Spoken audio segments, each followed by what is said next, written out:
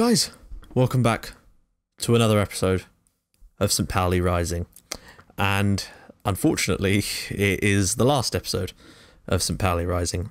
Although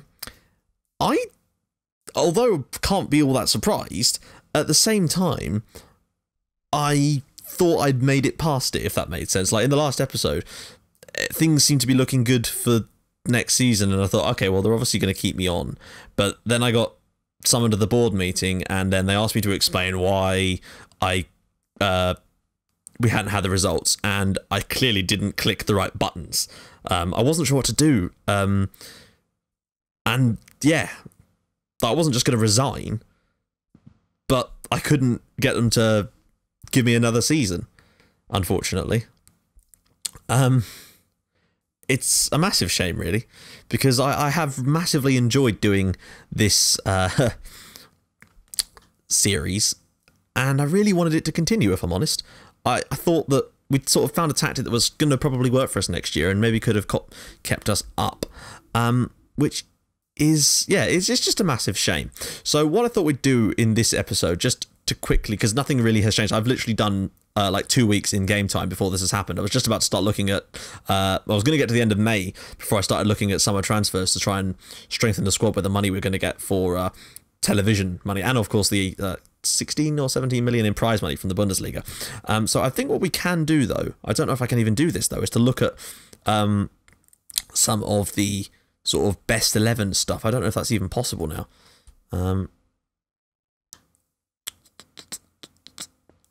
Let's just see.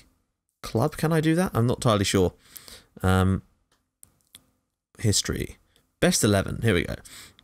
So I thought we'd take a little look at the overall best 11 throughout the series. So in goal, would you believe it, Philippe Schauner.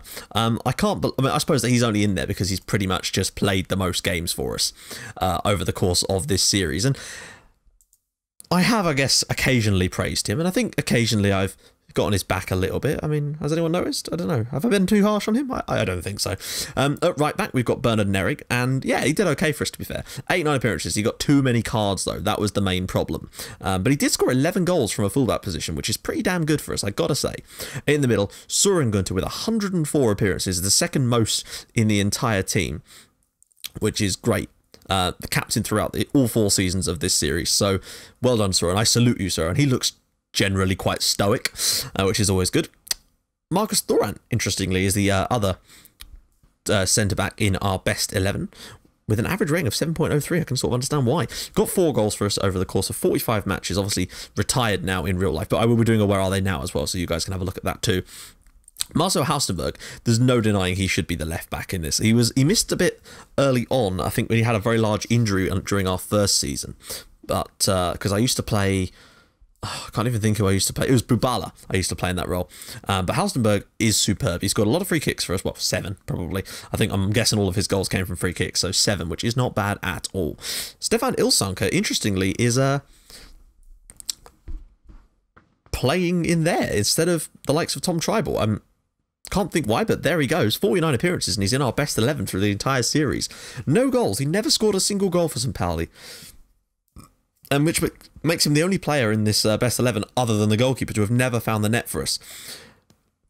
Did play a few less games than some of them, but still slightly surprising, considering our centre-backs and full-backs all had goals too. But I suppose when you're playing a defensive midfield role, you know, Claude Makélélé only ever scored 1 goal for Chelsea in his entire career, and that was that hilariously scuffed rebounded penalty.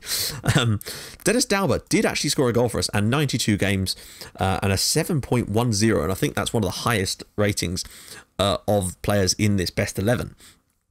It was only right that Michael Gerlitz would get the right-sided one. 88 appearances and 21 goals for us, which is actually very, very impressive over the course of this series. And it actually makes him the 2nd top scorer for the entire series. So well done, Michael Gerlitz, for that one. And surprisingly low there. I think that's just because he sometimes used to score quite a few goals and do quite well in games without ever actually playing that well according to the rating system in the game. Mark Rakowski, 97 appearances. He was very, very close to completing a century of appearances for the club, and scored 15 times for us in the course of the series, which is not bad. I mean, he was present in all 4 seasons of the game, a 7.08 rating. Ismail Yati was no big surprise. He was one of my favourite players in this save, if I'm honest. Like, he did some good things for us. He scored a lot of back post goals, and he also missed a lot of one-on-one chances, which I guess is, again, why his rating is slightly lower. But 13 goals in 69 games, which is pretty damn impressive. Soren Brandy takes the striking position in this, just because I think he played a lot more games than Artur Sobiech. I think had Sobiech had a chance to play more games for us and maybe another season, he probably would have been in that role. But there you go. A 7.03, 30 goals for us in total in the series. This is league, I believe. I don't know if this counts all competitions or if it is just league. But there you go. 68 appearances for us. So he kind of faded away a little bit. David Abraham only played 28 games for us, but he scored 3 times and is actually the best average rating player in the entire team. And he was superb for us during our 3rd season. That season, back in the 2nd tier, he was absolutely unbelievable for us at the back. So well done him. Lassie Sobiech, 45 appearances, just the 1 goal, and he was only really with us for, I think he was definitely with us in the 1st season. I think he might have played some of that 2nd year for us as well, before being moved. Oh, he was on loan, I think, but yeah, so still managed to score a goal for us, which was always good. Tom Schreibel, somehow, despite making 100 appearances and scoring 9 goals for us, didn't actually make the best 11. I'm guessing it's just because of the way Ilsanka played in that role. But there you have it. There's Tom Schreibel with an average rating of 6.99, so actually a better average rating across those games as well. But he did play a lot more. 100 games. He's one of 3 players to hit 100 games for the club during this series. Haruna Babangida did well at times, but in fact, when you look at his goal-scoring record, 44 games and 12 goals, he's actually pretty bloody decent. I mean, Gerlitz played exactly twice that amount of games and scored... Goals per game, Haruna Babangida was better. He was a better finisher, I think, but Gerlitz just had other abilities, and his creative play was better, I felt. Anyway, Ante Budimir, 61 games for us, and, well, 15 goals. A lot of that would have been off the bench, and although he frustrated me at times, he did pop up with some important goals for us over the course of the series. And Daniel Bubala, he hasn't been at the club for like 2 years, but still makes it by virtue of the fact that he played 35 games for us and actually scored a goal as well. So good for him. Artur Sobiech, 29 appearances and 19 goals is actually a very, very strong... That's like 2 goals every 3 games. It's not bad. He's pretty solid, got to say. So, what I want you to tell me, and I know this is going to be a relatively short episode, but don't worry, there is something else coming up, is who was your favourite player throughout the 4 seasons that we've done? Like, let me know in the comments who your favourite player was throughout of this series, character player, whatever, and why that is as well. We're also going to quickly do a Where Are They Now, and I'll get that sent to my inbox now, just because I want to see where some of them have got to. So we're actually doing a continue now. A couple of people here, see a few managers have been sacked, Augsburg, Frankfurt as well. Of course he got them relegated in the end, didn't he? Is that my inbox there? Is that the best 11 thing? Here we go, right. So, a lot of them are still at the club. Lassie Sobiech is playing for Nuremberg, Daniel Bubala turns out for Karlsruhe, and Soren Brandy turns out for... Really? Wow. Rotweiss Erfurt. So a 3rd tier side. Interesting that he actually dropped to that level, but well done. I guess, you know, wants to keep playing. Thorin, I'm pretty sure, is retired. In fact, he's a coach, or he's a director of football, but not actually at a club as yet. And the other one there is Haruna Babangida, who is a scout now. And again, not at a club, but he's got some great scouting knowledge. Check that out, guys. So there we go. Most of them were actually still at the club as it happens. So that would have worked better maybe had we managed to do 10 seasons, and it'll be better in a series where we actually sort of get something going. But we just never really managed to find a bit of traction in this at Pauli one. That is a massive shame. So this is going to be the last episode of St. Pauli Rising, which again, massive shame. So what's going to happen now basically is, hi guys, sorry about that. That's one of those things I just literally cannot avoid. That's a house phone, and I can't make it silent, and I wouldn't have thought to anyway. Rarely ever bloody rings. But anyway, yeah. So basically what's going to happen now is obviously I will be starting a brand new series. But that means I need your opinion on what series I'm going to do. Now, basically, I've got a big list of series that I wanted to do on FM15 that I made back before it came out. But I obviously started with these 2.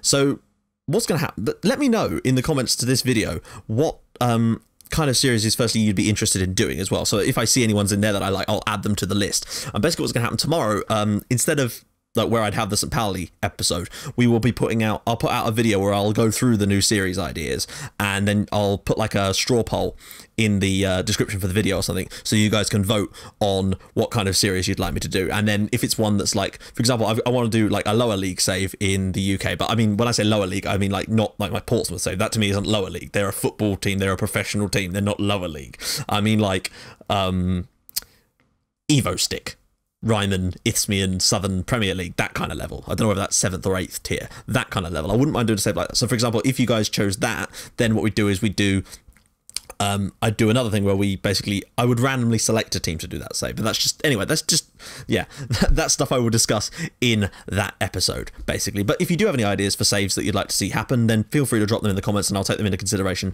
when I make the big list for tomorrow. So there you go, guys. I'm really, really sorry about that. I didn't expect to get sacked after... Like, I expected to get sacked, kind of, but then I thought it would have happened already, so I was kind of preparing for the new season. I had a big list of stuff ready to scout, and I was a little bit disappointed in that, if I'm honest. So, again, massive apologies to see this series end, but don't worry, we'll be back with something else, and trust me, it's not going to be like a save. I won't be doing a save with Barcelona or anything like that, because to me that isn't very interesting, and I certainly wouldn't want to watch it, and I'd find it pretty dull to play myself. So don't worry, it'll be something different, so we'll see what comes out of it. And yeah, so join me tomorrow at 5:30, where we will be talking about, we're going through the different saves that we can be looking at, and yeah, I'll let you guys choose in the comments to that and the straw polls or whatever. So there you go. Massive apologies. So I guess saying if you like what you've seen in this episode, which you probably wouldn't have, but anyway, if you've enjoyed the series, regardless of how it's ended, please feel free to drop a like on this video, and if you'd like to even more than that, and yeah, then feel free to subscribe to my channel for more Portsmouth in your inbox every single day at 8 o'clock. Also, by the way, while I get a chance to actually make those, the first episodes of the new series once it's chosen, I'll be doubling up, so you'll get 2 episodes of Portsmouth every day until such time as the new series is actually ready to go out, basically, because I won't be able to do it immediately because I have work. But don't worry, guys, I am definitely paying attention, so you'll be seeing a little bit more Portsmouth than usual over the coming week, probably. So, yeah, I will see you guys tomorrow, where we can talk about the new series. So, see you guys then. Bye-bye.